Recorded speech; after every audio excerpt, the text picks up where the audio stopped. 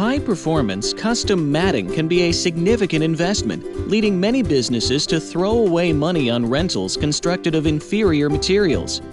When considering custom mats, begin by assessing your business needs and budget. The National Safety Council recommends a minimum of 5 feet on either side of a doorway to ensure basic safety and capture approximately 85% of soil before it is deposited on the floor. Matting varies in types and makeup. Thick rubber scraper mats are perfect for the exterior of primary entrances, while antimicrobial coated matting is ideal for restrooms.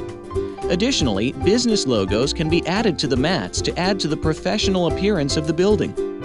Regardless of what type of matting you choose to protect your business, ensure they are professionally maintained on a regular schedule. Discover the Vanguard Cleaning System's difference. Give us a call today.